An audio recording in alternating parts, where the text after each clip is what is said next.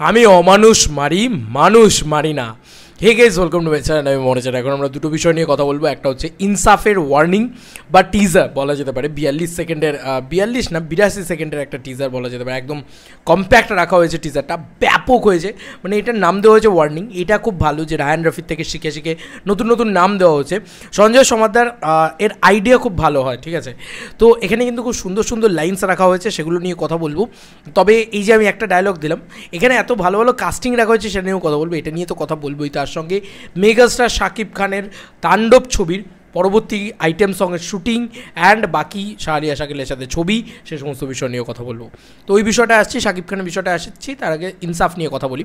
ভাই, ইনসাফে আমি এত বড় একটা মেশিন গান ওরকমভাবে পুরো ওই কেজিএফের মতন ওরকম চালানো, ওই জিনিসটা বাংলাদেশি সিনেমায় মেগাস্টার শাকিব খান ছাড়া এই প্রথম দেখতে পেলাম। তো আমার কাছে এটা ভীষণ ভালো লেগেছে। প্রোডাকশন ভ্যালু কিন্তু এই কাজটা রয়েছে। এরকম একটা দারুণ জিনিস আছে, প্রথম যখন ক্যারেক্টারটার এস্টাবলিশমেন্ট হচ্ছে আর কি শরীফুল রাজের, তখন সে কী করছে না, মানুষটাকে কাটছে, ঠিক আছে। কাটার পরে বলছে যে মানুষ মারার পরে বলছে ওরা অদ্ভুত মানুষ। মানুষ মারার পরে সে স্নান করে কী দিয়ে না, দুধ দিয়ে স্নান করে। মানে একটা কী বলবো, একটা স্পিরিচুয়ালিটি রয়েছে বা একটা ইয়ে রয়েছে। আমরা বলি না যে মানে আমাদের এখানে যে কোনো ঈশ্বরকে চান করানো দুধ দিয়ে চান করানো হয়, অথচ একটা ক্যারেক্টার হচ্ছে মোস্ট এভিলিশ ক্যারেক্টার। তো এটা দারুণ, এই জায়গাটা আমার হেভি লেগেছে। তাসনিয়া ফারিনকে ভালো লাগছে, তাসনিয়া ফারিন সুন্দর লাগছে। এবং পূজাচেরির মুখে একটা কাট হয়, পূজাচেরির মুখে রক্ত ছিটকায়, ওরা ভালো ছিল, বেশ ভালো জিনিসপত্রগুলো। এবং মোশাররফ করিমের প্রেজেন্টেশন, যে আমি অমানুষ মারি মানুষ মারি না, এই ডায়লগটা হেভি ছিল। এটা একটা হেভিভাবে ওয়ার্ক করেছে। আর একটা ডায়লগ আমার খুব ভালো লেগেছে, মেটা রিজনে ওয়ার্ক করবে কোথাও গিয়ে, যে এটা কি 8 সিরিজের নাকি সিরিজ নাকি 8 এপিসোডের সিরিজ নাকি, যে বিল্ড আপ হবে। এখানে শুধুই মাত্র মানে এটা সিনেমা, এটা দারুণভাবে করেছে। অ্যাকশন সিনসগুলো ভালো লাগছে, শরীফুল রাজকে ভালো লাগছে, যেভাবে গ্র্যান্ডার দিয়েছে, যেভাবে লুক অ্যান্ড ফিল সেট করেছে বাংলাদেশের সিনেমা অনুযায়ী দুর্দান্ত লাগছে। মানে আমার মনে হয় জঙ্গলির থেকে বেটার লুক অ্যান্ড ফিল হয়তো ডিজাইন করতে পেরেছে তারা অ্যাকচুয়ালিতে। মানে এটা খুব ভালো দিক যে নতুন নতুন ভালো স্টাররা উঠে আসছে, তারা অ্যাকচুয়ালি ভালো কাজ করছে। শরীফুল রাজ তো বোধহয় হিটও দিয়েছে এর আগে। তো ভালো ভাই, এই সিনেমাটা সুন্দরভাবে চলুক। আমার তো আই হোপ সো প্রত্যেকটা বাংলা ছবি চলুক, অ্যাকচুয়ালি বাংলা সিনেমার ভালো হোক এবং ভালো বাংলা ছবি চলুক।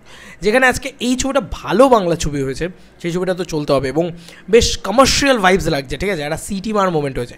মোশাররফ করিম ভাই অন্য লেভেলে লাগে, তার ওই লুকটাই হেভি লাগছে। সে যেভাবে মানে স্টেন গানটা তোলে আর গুলি করতে করতে আসে, দারুণ লাগছে। এটাও একটা গ্যাংস্টার ড্রামা টাইপের কিছু একটা হতে চলেছে, দেখা যাক যে এটা কেমন হয় আর কি, দেখতে কেমন লাগে বাকিটা।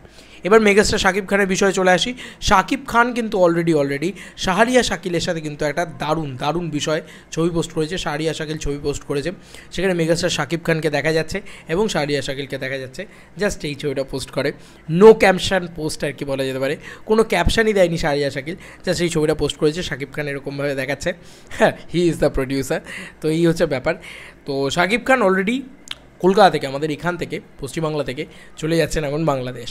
এতক্ষণে হয়তো বাংলাদেশে পৌঁছেও গিয়েছেন মেগাস্টার শাকিব খান, রায়ান রফি, পুরো টিমটা, মানে তারা কিন্তু এখানে ডাবিং করলো। ডাবিংয়ের কাজ শেষ হয়ে গেছে। এবার কিন্তু আইটেম সঙ্গের শ্যুট বা কোনো একটা শ্যুট, এবার দেখা যাক যে সেটা বিএফডিসিতেই হয় নাকি পিএফডিসি তো বলে, আমি জানি না এক্স্যাক্ট উচ্চারণটা হয়, মানে তোমাদের আর কি যেখানে শ্যুট হয়েছে তাণ্ডবের, সেখানেই হয় নাকি। এবার সেটা আইটেম সঙ্গই হয় না অন্য কোনো গান হয়, এক্স্যাক্ট তো আমরা জানি না। একটা গানের শ্যুট বাকি আছে, সেটা কি কালকে হবে এরকমটা কিন্তু জানা যাচ্ছে, এরকমটা বিভিন্ন রিপোর্টস থেকে জানা যাচ্ছে। এছাড়াও আফরান নিশোর খবরটা তো ছটকে গেছে, মানে একদম মানে রীতিমতো ফেটে গেছে যাকে বলা যেতে পারে, যে সিয়াম আর আফরান নিশো এরা দুজনেই থাকছে। আলাদা লেভেলের মস্তি হবে ভাই। এটা যে যাই বলুক না কেন, শাকিব খান মানে রাজি হয়েছে, তাই জন্যই হয়েছে। এবং বারবার বলছি, বাংলা সিনেমার স্বার্থে সবাইকে একসাথে আসতে হবে এবং সেলিব্রেট করতে হবে। লেট সেলিব্রেট দ্যাট ভাই। তাণ্ডব শাকিব খানের সিনেমা, মাথায় রেখো এটা ভাই, উড়িয়ে দেবে সব কিছু।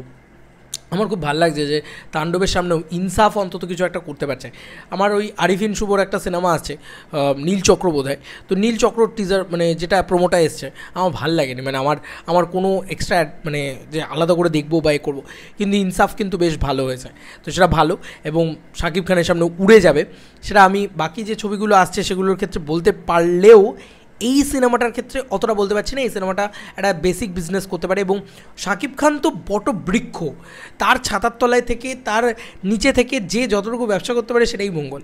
শাকিব খানের ধারে বারেও ব্যবসা কেউ করতে পারবে না, এটা আমরা জানি। শাকিব খানের 10% ব্যবসা কেউ করতে পারবে না, এটাও আমরা সবাই জানি। কিন্তু দেখা যাক না, বেসিক কিছু করে নিক না, বাংলা ছবি চলুক না, ভালো হবে তো, তাই না? আমার ইনসাফের ওয়ার্নিং খুব ভালো লেগেছে। অ্যাট দ্য সেম টাইম এটাও বলছি, মেগাস্টার শাকিব খান বাংলাদেশে ফিরছে। এবার কিন্তু কালকে গান শুট হবে এবং ফাইনালি ইয়েতে সেন্সার বোর্ডে জমা পড়ে যাবে ছবিটা। ও হো কী লাগছে ভাই, আলাদাই মস্তি হচ্ছে এবার। এবার একটু আপডেট আসুক তাণ্ডব নিয়ে, এটাই চাই। একটু সেলিব্রেট করবো না, মেগাস্টারের সিনেমা আসছে বলে কথা। চলো বন্ধুরা, নতুন কোনো ভিডিওতে দেখা হবে, ভাই।